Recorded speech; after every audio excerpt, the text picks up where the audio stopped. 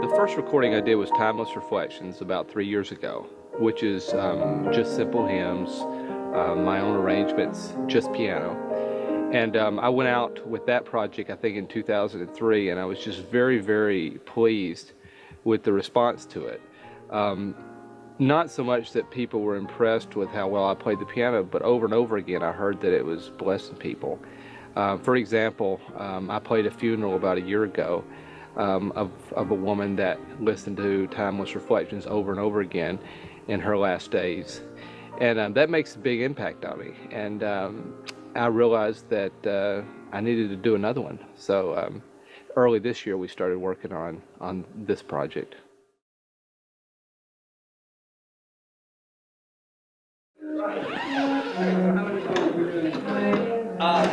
Here is the schedule. We have the National String Machine, the orchestra. We have 8 violins, 2 violas, 2 cellos, an alto bass. We have 3 woodwinds, flute, oboe, clarinet. We have a harp. We have 2 French horns. We've got 3 trombones, a tuba, 2 trumpets, and a percussionist. That's a big group. It's a good group. We were kind of leaving an aisle for cartage. Hey, Greg, why don't you just go ahead and I'm going to stand anyway, so you I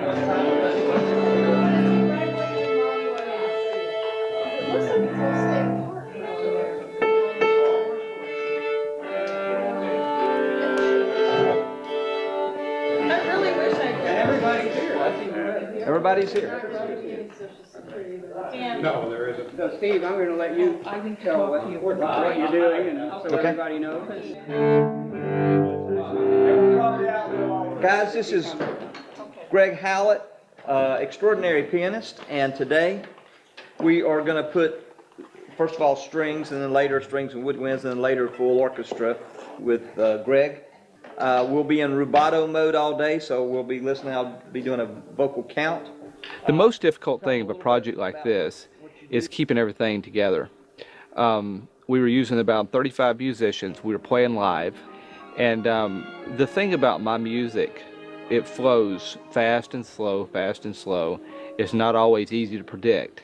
So going in there with 35 musicians that had never heard me play was a little bit scary. But amazingly, they stayed with me extremely well.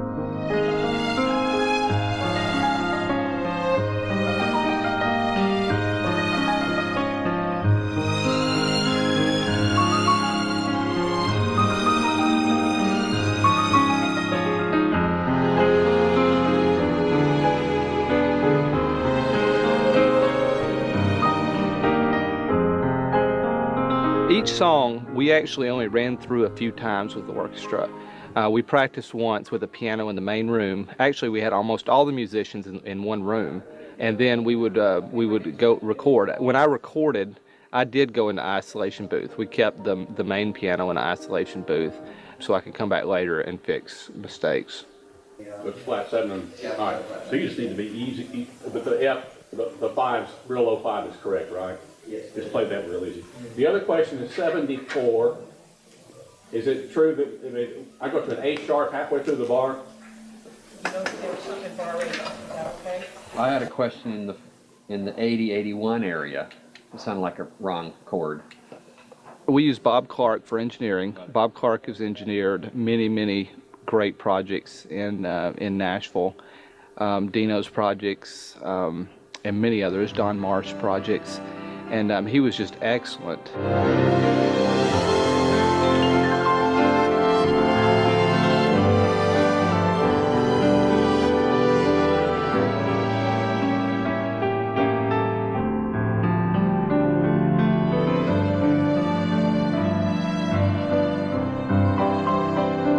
A lot of people don't realize how important an engineer is. When you have so many musicians together, an engineer has to quickly go to certain parts of the song, punch in and punch out, which means basically overdub and fix mistakes. And an engineer that's efficient does that very quickly because so much money is being spent on a per minute basis. The engineer has to be very good.